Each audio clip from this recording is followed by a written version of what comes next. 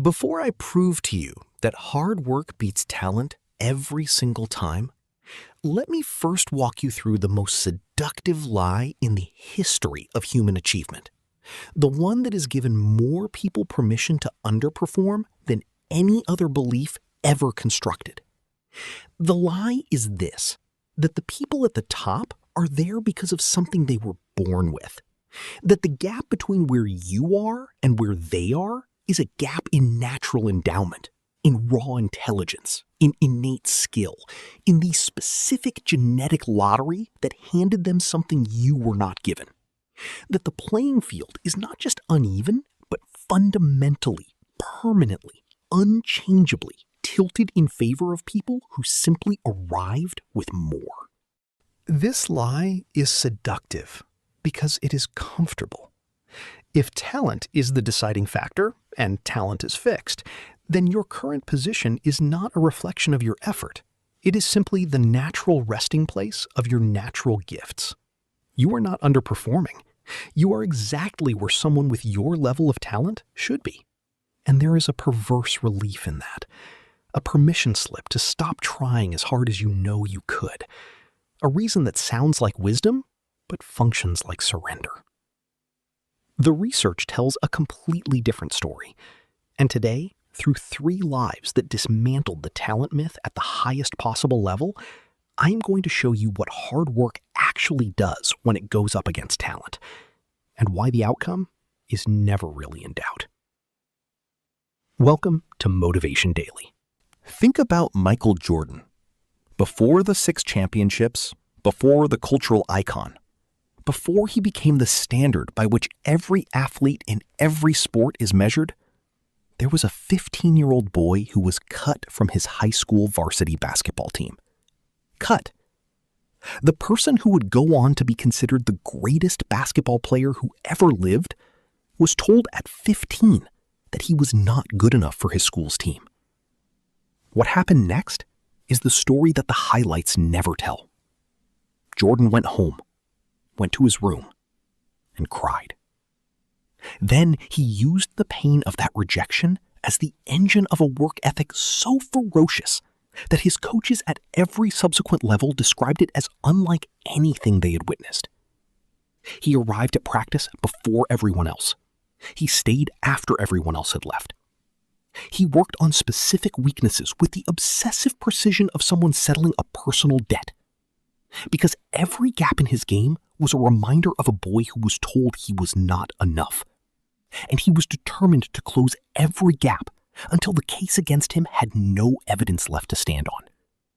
He did not beat the players who were more naturally gifted at 15. He worked so far past them that his natural gifts became almost irrelevant. Hard work, applied with that level of consistency and intensity, produced something that looked like supernatural talent to everyone watching.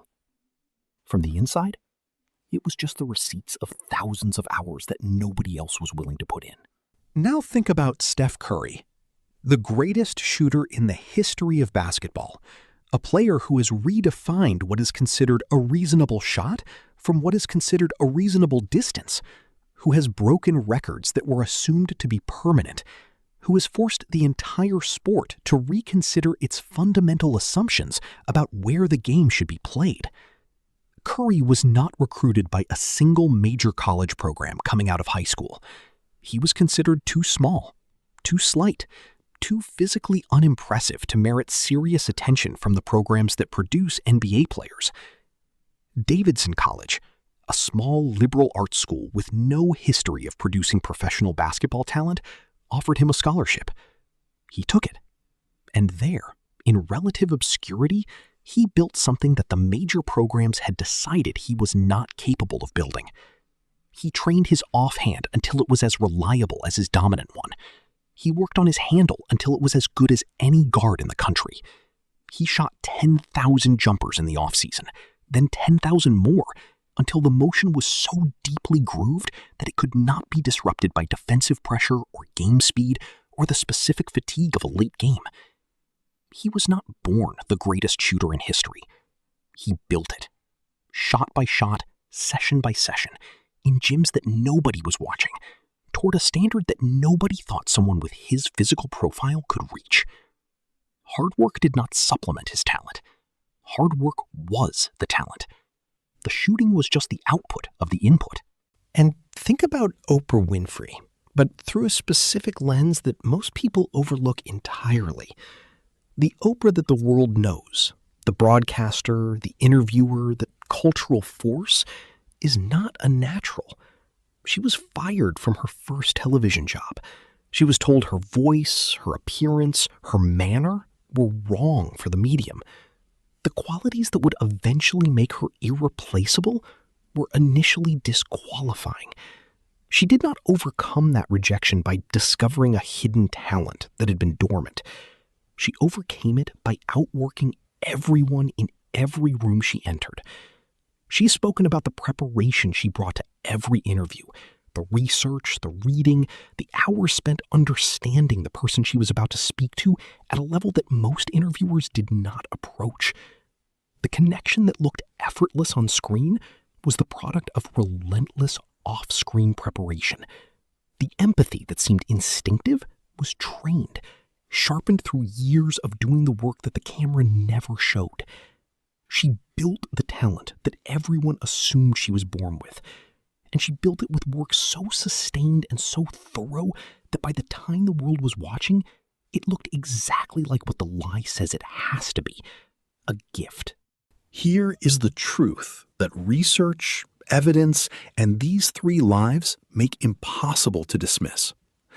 Talent determines where you start. Hard work determines where you finish. And the distance between those 2 points is almost entirely decided by the quality and consistency of the effort that connects them. The gifted person who does not work is lapped, eventually, by the less gifted person who does. Not because effort is magic, because talent without work is potential without output, and potential without output is worth exactly nothing. You were not given talent as a fixed destination. You were given capacity as a starting point. And what you do with that capacity, how hard you work, how consistently you show up, how willing you are to put in the hours that others are not, determines everything that capacity eventually becomes. Hard work beats talent. Every single time. Get to work. Share this with someone who has been using talent, or the lack of it, as a reason not to work as hard as they know they could. Subscribe to Motivation Daily. We show up every day to outwork yesterday. Drop a comment and tell me, where in your life are you going to stop relying on what you were given and start building what you want? Name it. The work starts right there. Let's go.